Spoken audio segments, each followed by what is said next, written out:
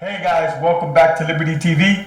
I'm Lawan, and we have an amazing testimony for you today. So we hope that you enjoy, that you be encouraged, that you be enlightened, that you be uplifted, that you be motivated by the words of this testimony. Enjoy. Shalom, family. My name is Angie McClendon, and this is my story of how the Most High woke me up.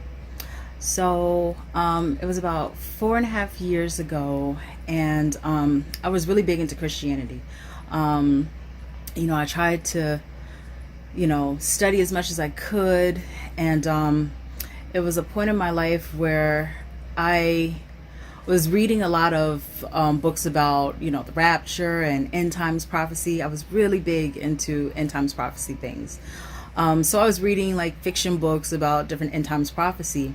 And I was reading this book, and in the book, people were being deceived, but it was in a way that they didn't even know that they were being deceived. But these were people in the church, and they were being deceived into taking the mark. But they believed it so vehemently, even while being lied to. And so I remember praying, back then, God, please help me to never ever be deceived into believing a lie. And it was like the Most High definitely heard my prayers when I said that, because I started like really wanting to understand what it is that I was believing. So I remember vividly, I had my Bible open, and I was, I think I was either in Psalms or Proverbs, and I was trying to read it. And I read a few lines, and I was like, I don't know what I just read. I have no clue what this means. And so I was like, so I went on this quest, and I was like, let me ask this pastor, because I had just found a new church, and I said, well, let me ask the pastor. So I asked him, I'm like, do I need to get a Bible that's in chronological order? Maybe will that help me remember, or will that help me understand what I'm reading? And he brought up this scripture about the Ethiopian, and how somebody has to explain it to you, like that. So I was like, okay. So I just kept like searching, like literally, I was like hungry trying to figure this out. And I kept trying to figure it out, kept praying for to never be deceived. And I never forget it. An old acquaintance that I had called me, and when he was calling and he was texting, he said the Most High. So I was like, I'm like, the Most High, that wasn't a term I was familiar with using. And I was like, I'm a Christian. Like, what are you talking about? And he was like, not what you believe. And I'm like, oh, what are you talking about? He was like, if you ever want to know, just call me. So I was like really curious, like, what is he talking about? He knows I'm a Christian. I thought he was a Christian too. But he's saying the Most High, like I'm thinking like this is some kind of, maybe he's a Muslim or something. I don't know. It didn't click. It didn't click at the time. So I called him. Sorry, this camera's shaking. And I called him, and it was a Wednesday evening. I was supposed to go to Bible study at the Christian church that evening. And when I called him, he immediately, told me to open up my Bible, and he said, read this.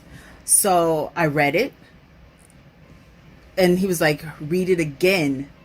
So I was like, okay. I read it again.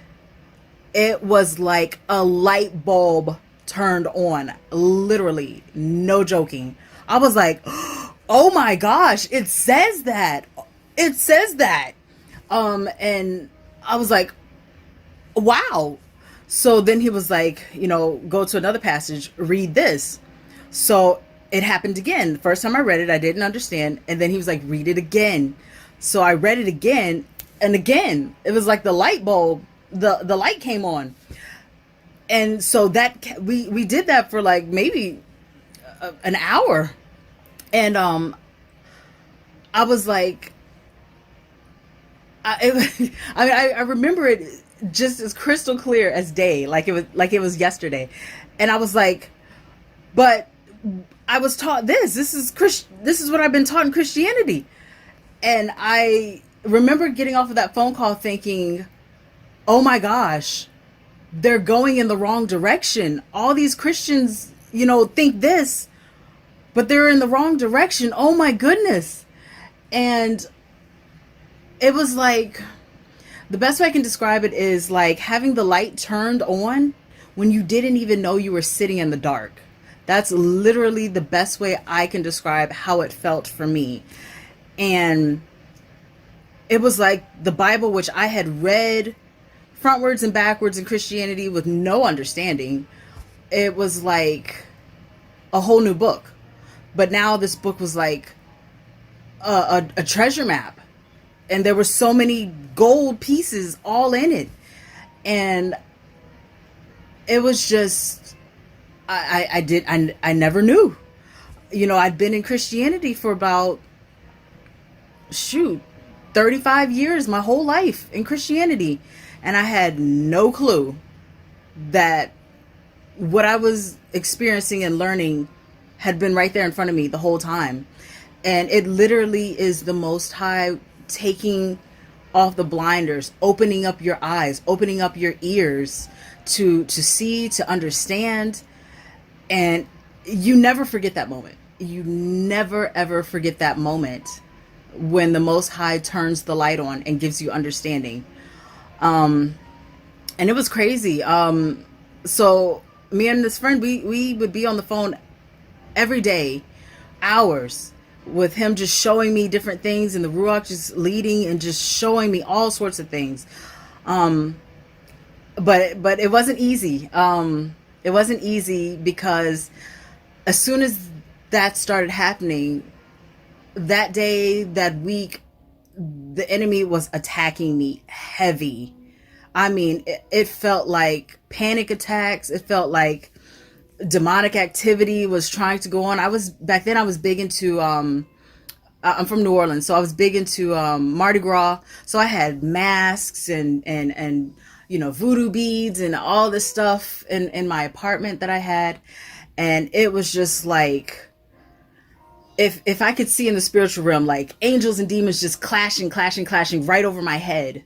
My mind was just like in a tizzy, just so much panic, and it was a lot to fight through, to hold on to what was happening. It was a crazy time. And in that same week that I came into the truth, the Most High like deconstructed me. I had been a flight attendant at that time for about 11 years. And through a crazy set of circumstances, I ended up losing my job that week. And so then with me losing my job, I had nothing but time to, go over scriptures with my friend. I mean, we would be on the phone for at least 5-6 hours every day, just going over scripture, because I was so hungry. I was like a sponge at this point, because I wanted to know, all the stuff that I was learning. And so I had thank the Most High, I had an amazing foundation for those months that I was not at work. Had nothing but time. Of course, the thing that goes on when you first come to this truth, you're so excited. You want to tell your family, you want to tell your mom and your friends. And my mom has always been a super, super strong Christian, super strong. And her and I were always likened to like a duo. Like she was like, in a Christian sense, like an Elijah, and I was like an Elisha, like that. And when I told her that I could no longer, be in this Christianity thing, and was trying to tell her about who we are and about Deuteronomy 28, it was a big disappointment for her. She basically told me, she didn't really want to have anything to do with me, and that some other mean things. So she kind of didn't talk to me for about a year after that. And yeah, I got a lot of flack from my siblings and my family. Because you go on Facebook and you're like trying to post all this stuff, and you're thinking people are gonna be excited about this. And no, one of the greatest lessons I had to learn was, and the scriptures talking about the servant is not greater than the master. The same things happened to Yahushua, and they didn't receive him. So who am I? So that was something that I had to deal with. But I'm so grateful. I will never look back. It's Christianity, into that old lifestyle of Mardi Gras and all that stuff. My life is in a whole different direction. And I'm so grateful. I'm so grateful for the Most High waking me up. It's truly humbling to know that out of all these millions and billions of people, that the Most High chose to open my eyes and give me understanding. Because there's nothing I've done in my life that even deserves any of that. But I had always been the black sheep of my family. Always oddly different. Didn't know why. I grew up with, three brothers, an older sister, and I was always the oddball out. Um, you know, my siblings, they were big into, material things and keeping up with the Joneses and, being a certain way. And I was always just like, la picking daisies, just different, just very different, very odd. And now I'm so grateful for that set apartness that was on me that I didn't even know. And so I'm so grateful for the Most High waking me up. And it really truly starts with, ask, seek, knock. I asked the Most High to never let me be deceived. And he honored that prayer and allowed me to seek, seek, seek. And then he answered my call, my prayer, and allowed me to come into the understanding of things. And so I pray that this encourages somebody. And I'm just so grateful. So anyway, shalom. Take care.